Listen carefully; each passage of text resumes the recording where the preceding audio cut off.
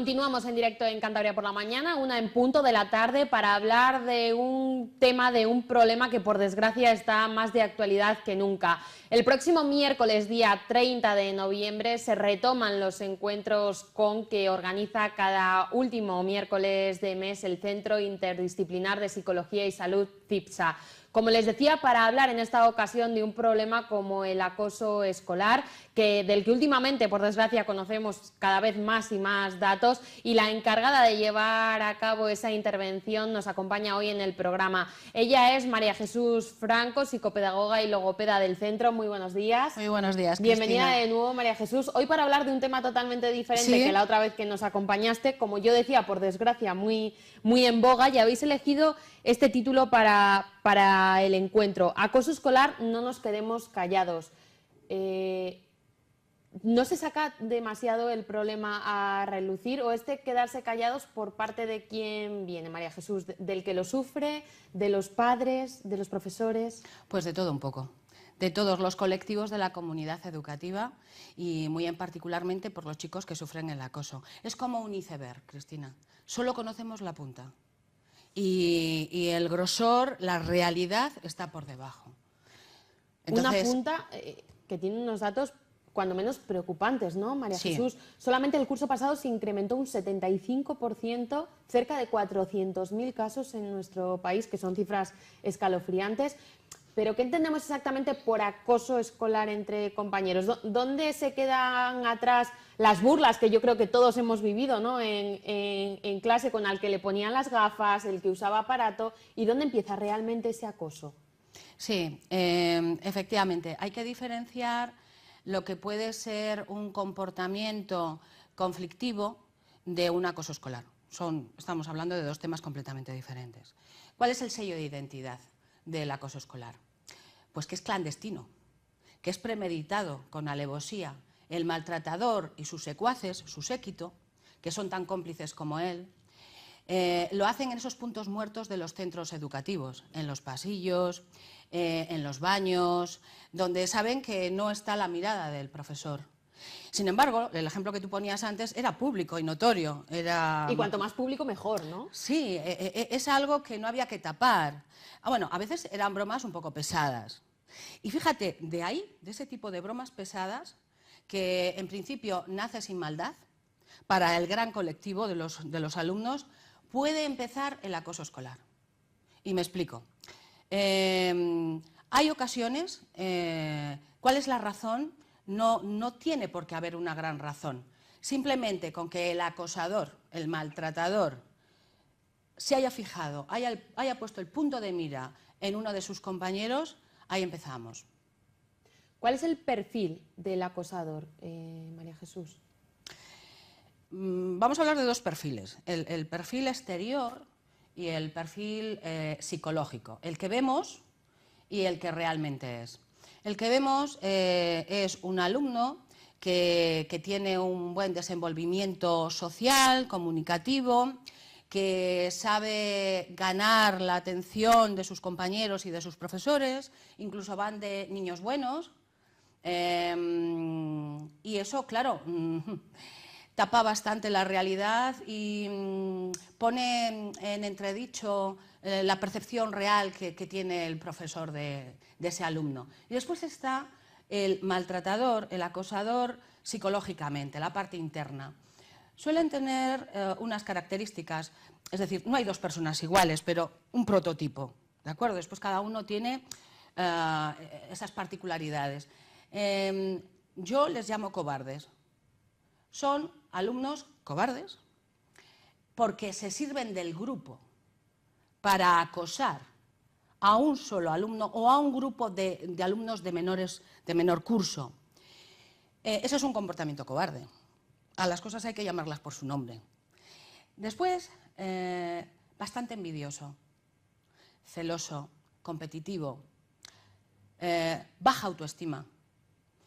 Y suele ser un estudiante que en casa o en su entorno más inmediato, su trato no es del todo correcto, en donde para educarle se recurre a los insultos, a algún castigo físico que otro, y eso lo aprenden y después lo proyectan.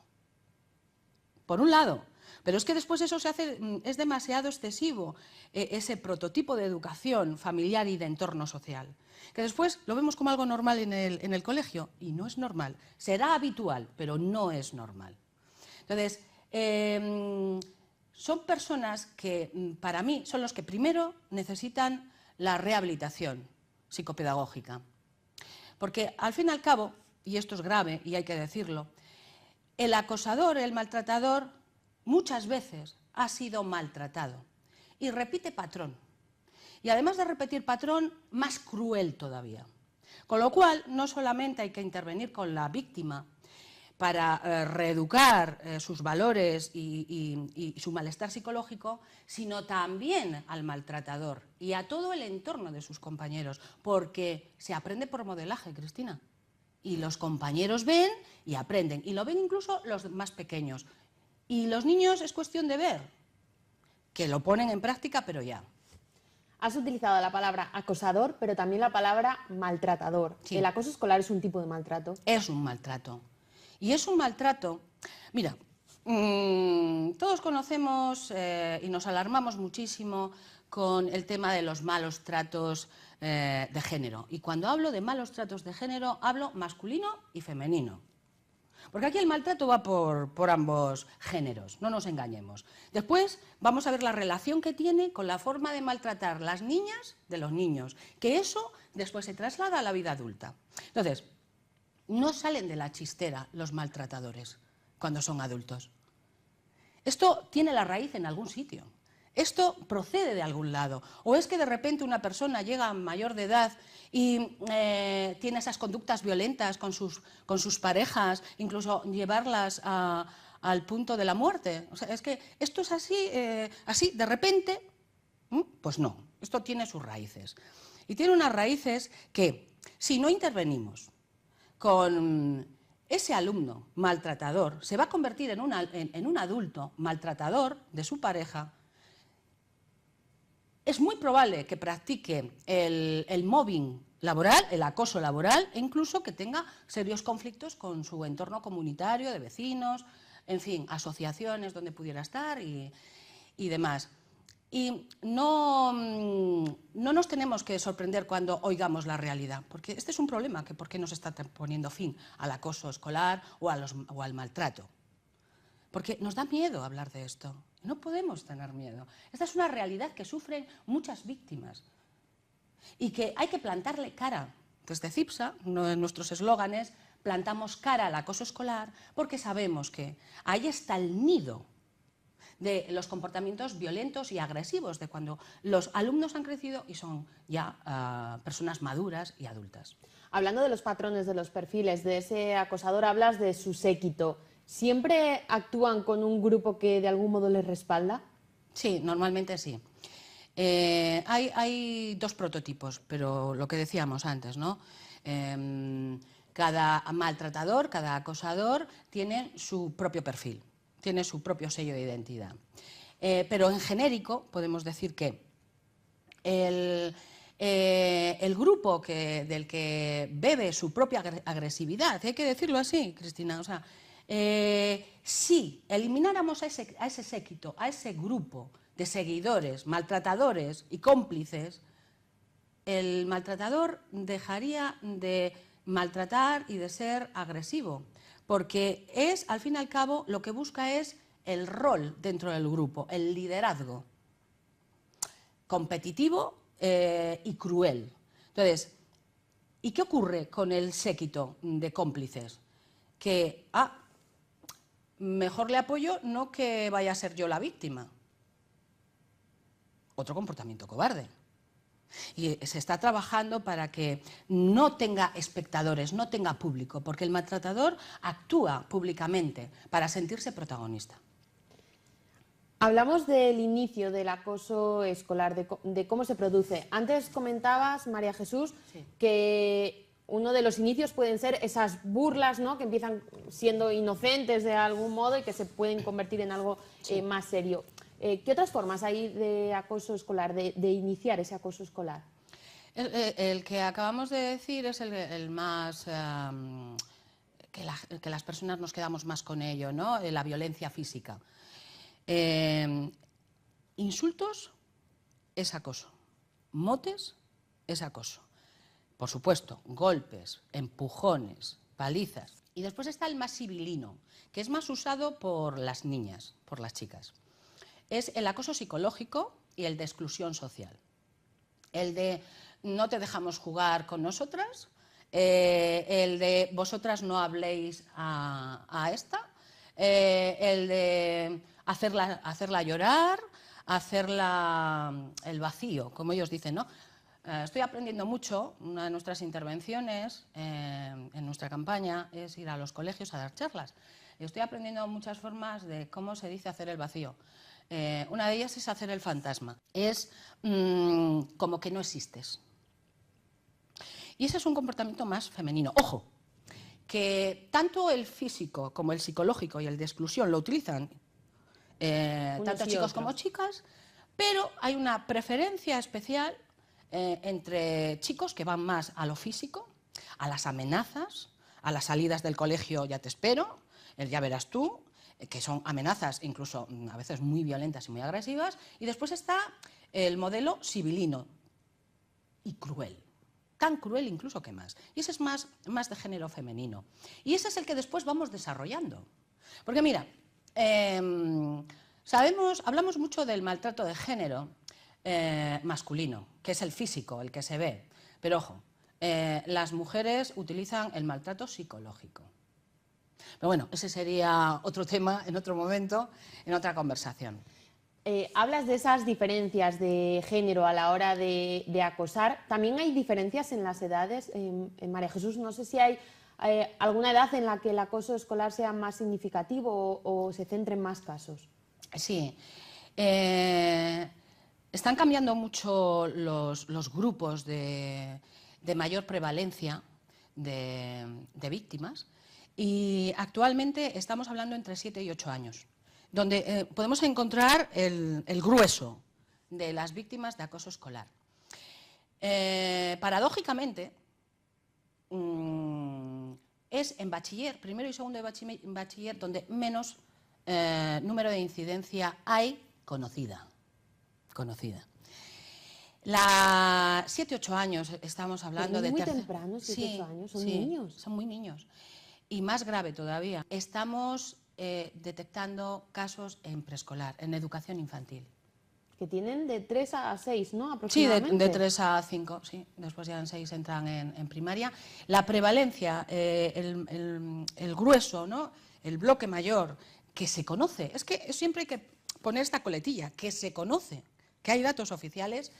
Estamos en tercero de primaria. Y es a lo largo de toda la primaria. No sé si muchos padres igual en este momento se están sintiendo alarmados, María Jesús, y dicen, bueno, yo pensé que esto era algo más de adolescentes, ¿no? Cuando ya tienen otras ciertas edades, se meten con el físico de una persona, pero niños tan chiquititos, ¿cómo puedo reconocer, por ejemplo, si mi hijo está sufriendo acoso escolar? Sí, no pretendemos alarmar, simplemente informar. Y concienciar también. Y concienciar. Pensamos que como son niños pequeños, bueno, no hay que darle importancia, no pasa nada, son cosas de niños. Grave error, ya empezamos mal.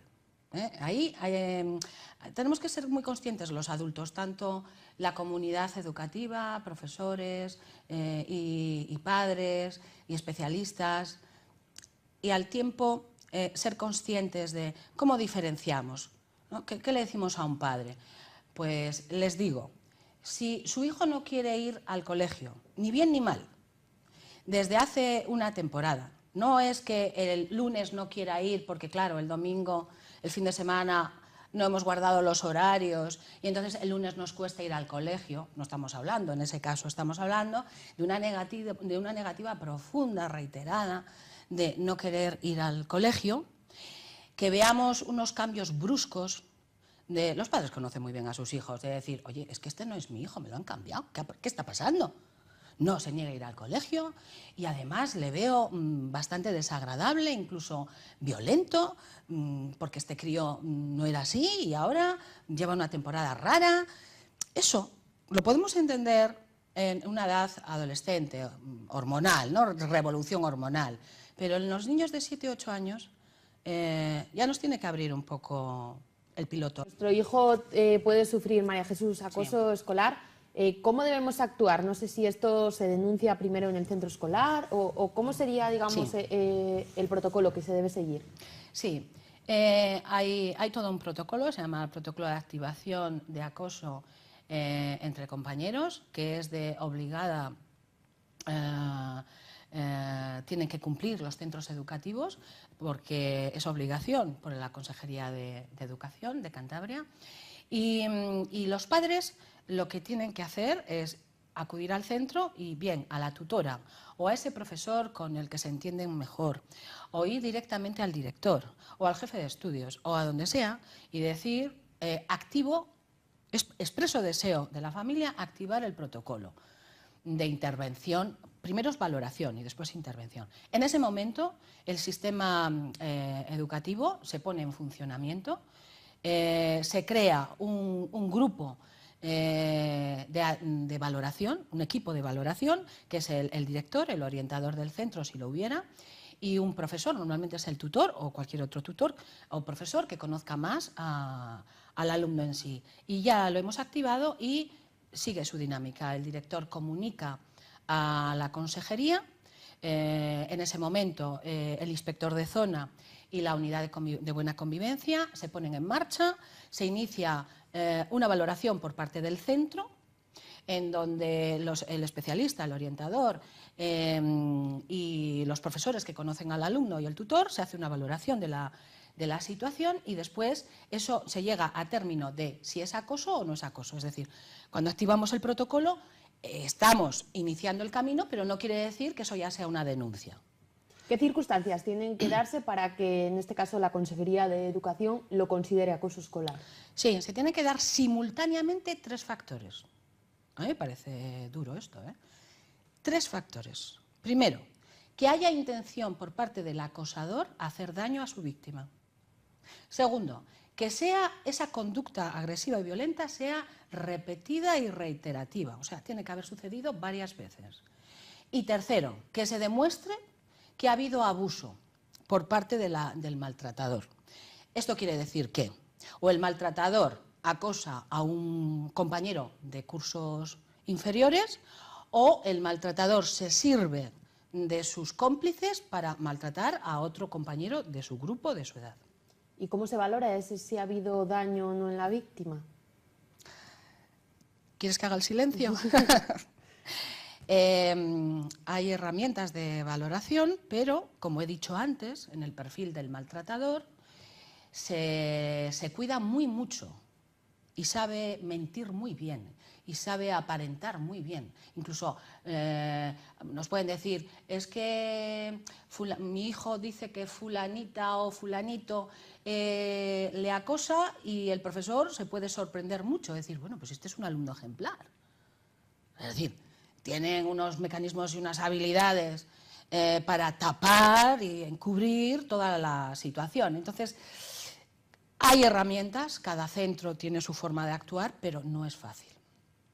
Hemos hablado antes, María Jesús, y comentabas que con el primero que hay que intervenir psicopedagógicamente es con el acosador, pero a la víctima, al alumno que ha sido maltratado, ¿qué consejos o qué ayuda se le presta por parte del profesional para de algún modo salir, ¿no? de ahí, de donde está? De ese martirio, porque para estos chicos es un calvario, ¿eh? Para los alumnos que sufren maltrato es un calvario, que muchos adultos no soportarían. El mobbing, ¿no? En el trabajo. ¿Cuántas depresiones y cuántas bajas laborales causa? Sin embargo, los chicos van a clase. O sea, son grandes valientes. A ver, el maltratado, la víctima, en el fondo, él se siente desvalido y se siente desprotegido. Entonces, el acosador se vale también de eso. Y al final, el niño que es acosado tiene grandes temores, tiene miedo a las represalias, a que se le castigue por chivato, que le castiguen sus compañeros. Entonces, se siente totalmente indefenso ante esa situación porque son muchos contra él. A ver, ¿cómo va a valer su palabra más que todo un grupo? Y además un grupo que sabe encubrir sus actos, ¿no? Entonces, a la persona que es maltratada hay que darle ese gran voto de confianza, porque normalmente son los que se les tacha de mentirosos. Y hay que intervenir con ellos. ¿Qué es lo que se está haciendo? Intervenir con las víctimas. No se está interviniendo con los maltratadores. Y aquí hay que intervenir con todos. Hay que intervenir con todos. Porque verás, lo que se está haciendo a día de hoy es que suba al despacho del orientador, cuéntame qué ha pasado, cómo lo demuestras, porque son muchos contra ti, y se está optando por una medida que a mí particularmente no me gusta nada, y es cambiarle de centro a la víctima. Y esa es la solución que estamos dando. Y eso no es una solución, eso es tapar el problema. Y no se está interviniendo con el maltratador y con sus cómplices. ¿Y sabes qué ocurre? Que impera la ley del más fuerte. Y entonces el maltratador es consciente que queda impune y que al final ha ganado él. ¿Sabes? Entonces, desde mi punto de vista, ¿cuál es la intervención que hay que hacer? Global, para todos. Y todos en común, todos en grupo, para los maltratadores, para las víctimas y para el resto del grupo, cómplices y no cómplices. Porque es un problema que afecta a toda la comunidad educativa y a todos los grupos de los alumnos. Porque si un chico o si un alumno de sexto se mete con los de quinto cuando está jugando al baloncesto o a cualquier otro deporte, el grupo de quinto, el de tercero, lo está viendo, está aprendiendo. Entonces, hay que intervenir con todos, incluidas las familias. ¿Qué tipo de intervención es la que se hace desde CIPSA, María Jesús? Hacemos dos tipos de intervención, directa en clínica, en centro, en donde normalmente nos viene la víctima. Estamos concienciando para que las familias sean conscientes del problema si su hijo es un maltratador y que venga también a clínica. Entonces valoramos, medimos hasta qué punto está afectado, qué grado, qué intensidad hay, y hacemos de mediadores con los centros para solucionar el problema, porque al final no se trata de denuncias, se trata de terminar, combatir el acoso y que ese niño o esa niña deje de sufrir. Y trabajamos también con las familias dentro de clínica y estamos en campaña por toda Cantabria, en los colegios que no cuentan con la figura del orientador o que teniendo figura del orientador prefieren que sean especialistas los que impartan charlas, donde trabajamos todos los grupos, desde infantil hasta la universidad, y lo hacemos y lo adaptamos a cada grupo, a cada colegio, y damos charlas de prevención y de detección, porque detectamos y entonces derivamos al orientador del centro, y sobre todo trabajamos mucho la prevención. Mejor prevenir que lamentar. El próximo miércoles, día 30, en ese espacio de Fraile y Blanco, donde se celebran los encuentros con de CIPSA, estamos viendo en pantalla el cartel. María Jesús, agradecerte que nos hayas acompañado hoy. Por desgracia, como yo decía al comienzo, es un tema que está de rabiosa actualidad y podríamos estar hablando horas porque tiene muchas patas. Sí. Te agradezco que hayas estado con nosotros y están invitados el próximo miércoles a acompañarte en ese encuentro. Muchas gracias. Muchísimas gracias a vosotros y aquí seguimos estando CIPSA para lo que necesitéis. Bueno, pues muchas gracias, María Jesús. Nos marchamos a unos minutos de pausa y enseguida estamos de vuelta.